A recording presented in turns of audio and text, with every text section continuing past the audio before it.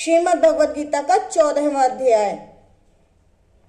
श्री भगवान ने कहा, फिर भी मेरे ज्ञानों में श्रेष्ठ ज्ञान तुमको कहता हूं, जिसको जानने से सारे मुनिजन मोक्ष रूप परम सिद्धि को प्राप्त हुए हैं। इस ज्ञान की सहायता से मेरे स्वरूप को प्राप्त हुए लोग सृष्टि के समय जन्मते नहीं और प्रलय काल में कष्ट नहीं पाते। हे अर्जुन, पर ब्रह्म मेरी योनि है, मैं उसमें अपने गर्भ को रखता हूँ और उसमें भूतों की उत्पत्ति होती है। हे कौन्तेय, सब गर्भों में जो विभूतियां उत्पन्न होती हैं उनका उत्पत्ति स्थान प्रकृति है और मैं बीज देने वाला पिता हूँ। हे महाबाहु, प्रकृति से उत्पन्न सत्व रज और तम तीनों गुण देह में रहने वाले निर्विकार आत्मा को बांध लेते हैं। हे अनघ, इनमें तत्व निर्मल होने के कारण प्रकाशक और निरुपद्रव है, जो प्राणी को सुख और ज्ञान के साथ बांधता है। हे कौन्तेय, रागात्मक रजोगुण से तृष्णा और आसक्ति उत्पन्न होती है, जो प्राणी को कर्म के साथ बांधता है। तमोगुण की उत्पत्ति अज्ञान से है, यह भ्रम आलस्य निद्रा से प्राणी को बांधता है।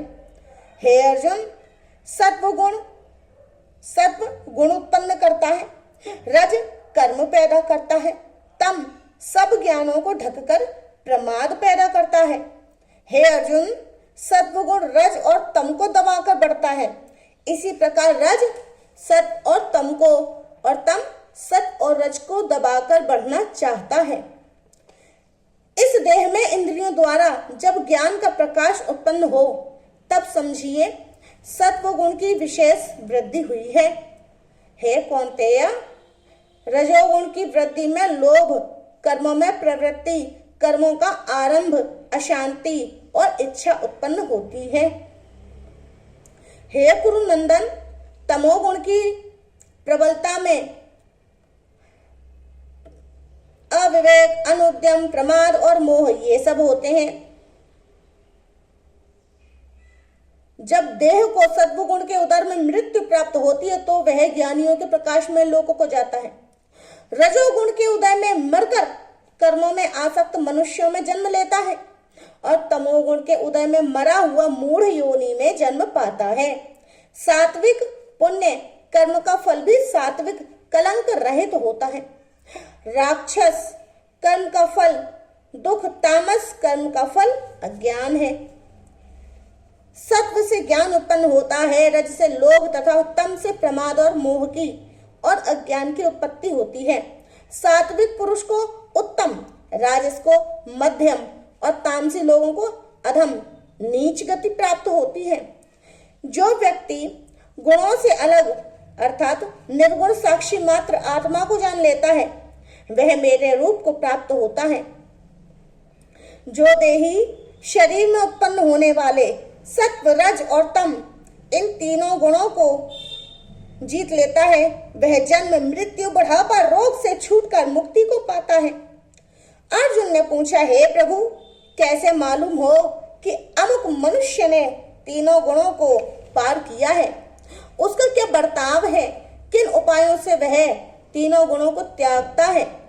तब भगवान बोले, हे पांडव, प्रकाश, प्रवृत्ति और मोह होने से जो दुखी ना हो, निवृत्ति होने से उनकी इच्छा न करे, उदासीन मनुष्य के समान जिसको सब दुख समान है और गुणों के कर्म होते ही हैं, यह जानकर जो निश्चित रहता है और कभी विचलित नहीं होता, जिसको सुख और दुख, मिट्टी, पत्थर, स्वर्ण, प्रिय, अप्रिय, निंदा, स्तुति समान है, जो धीर है, जिसने सभी बखेड़े छोड़ दिए हैं, उसे गुणातीत कहते हैं। जो अनन्य भक्ति से मुझे पूजता है, वह तीनों गुणों को जीतकर ब्रह्म भाव पाता है, क्योंकि ब्रह्म का और विकार रहित मोक्ष का और सनातन धर्म का और अखंड सुख का भंडार मैं ही हूं। महात्म्य।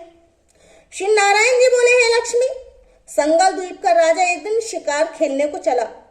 अन्य और राजा भी शिकार खेलने को चले।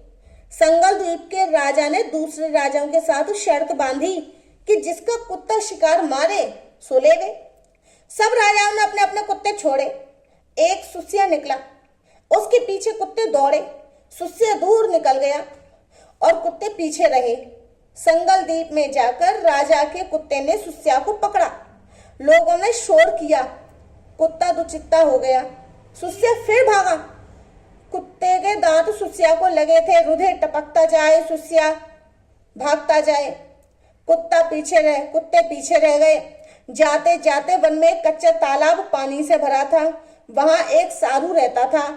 उस तालाब में सुस्या जा गिरा, कुत्ता भी पीछे से जा गिरा।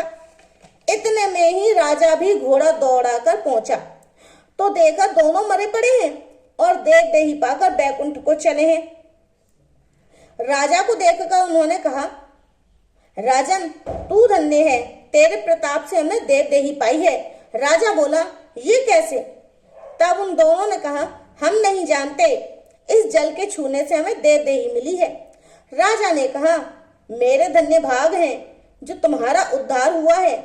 इतना कह वह बैकुंठ को गए। राजा ने साधु को नमस्कार किया और पूछा, हे संत जी, वार्ता कहो, यह कौतुक आश्चर्य क्या देखा? सुस्या स्वयं दोनों का इस जल के स्पर्श करने से उद्धार हो गया। ये जल कैसा है? उस संत ने कहा, हे राजन, मेरा गुरु यहाँ रहता था। नित्य प्रति स्नान कर श्री गीता जी के 14वें अध्याय का पाठ किया करता था। मैं भी यह स्नान करके गीता जी का पाठ करता हूँ।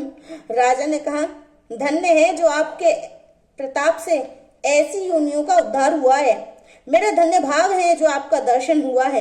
श्री नारायण जी बोले, हे लक्ष्मी, ये 14वें अध्याय का महात्म्य मैंने तुमको कहा।